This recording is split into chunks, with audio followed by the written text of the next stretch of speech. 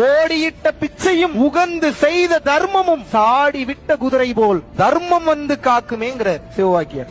ஓடி ஓடி செஞ்ச பிச்சையும் போட்ட பிச்சையும் உகந்து செய்த தர்மம், மனசார நீ கொடுத்த தர்மம். ஆரம்பத்துல வராது, பயம் வரும். ஐயோ அவசரப்பட்டு கொடுத்துட்டேமே, அதிகமா கொடுத்துட்டேமே, ஐயோ கொடுத்துட்டு இப்படி எல்லாம் நடக்கும். பயப்படக்கூடாது, கொடுங்க. ரிட்டர்ன் வரலனாலும் பரவாயில்ல, கொடுங்க. இறைவன் வேற ரூபத்துல உங்களுக்கு கிளியர் பண்ணிட்டு இருப்பாரு. உங்களோட பிரச்சனை ஒவ்வொன்னா ரிலீஃப் ஆகும். உங்களால நினைச்சு கூட பார்க்க முடியாத அளவுக்கு பெரிய பெரிய இடியாப்ப சிக்கல்லாம் காலியாகும். நீங்க நினைச்சு கூட பார்க்க முடியாத மாற்றம் எல்லாம் நடக்கும். எப்போது நீங்கள் தர்மத்தின் பாதையில் இருக்கின்றீர்களோ அப்பதான் நடக்கும், இல்லன்னா நடக்காது. எப்படி வசதி?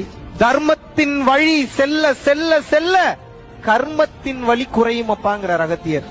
என்ன சொல்றாரு? தர்மத்தின் வழியில் செல்ல செல்ல கர்மத்தின் வழி குறை. நீங்க செஞ்ச பாவம் பூரா நீங்க செஞ்ச தர்மம் எனக்கூடிய அந்த சுத்த உஷ்ணத்தில் தான் சுட்டு எரிக்கப்படும். அடி உழுகும், அப்பையும் நீங்க அனுபவிச்சுதான் ஆகும். அப்படி வந்து அப்படி டச் பண்ணிட்டு போவேன், வலிக்காம அடி உழுகும். போன ஜென்மத்துல பண்ணதே நம்ம அனுபவிக்கிறதுக்கு எவ்வளவு இருக்கு, நீ இந்த ஜென்மத்துல வேற நம்ம அனுபவிக்கிறோம். நிறைய இன்னும் நம்ம செயல் செய்யறோம். இதெல்லாம் கர்மாவா சேரக்கூடாதுன்னா என்ன பண்ணணும்னா நல்லா புரிஞ்சுக்கங்க.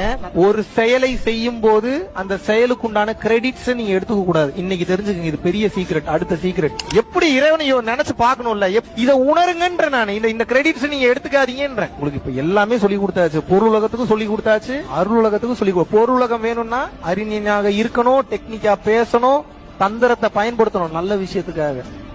கிருஷ்ணரே சூழ்ச்சி பண்ணாரா இல்லையா? அறிவில்லாத முட்டாளாக இருக்காதீர்கள், அறிவை பொருளுலகத்துக்கு பயன்படுத்திக் கொள்ளுங்கள். தர்மம்னு வரும்போது அறிவை பார்க்காதீங்க, கொடுத்துருங்க.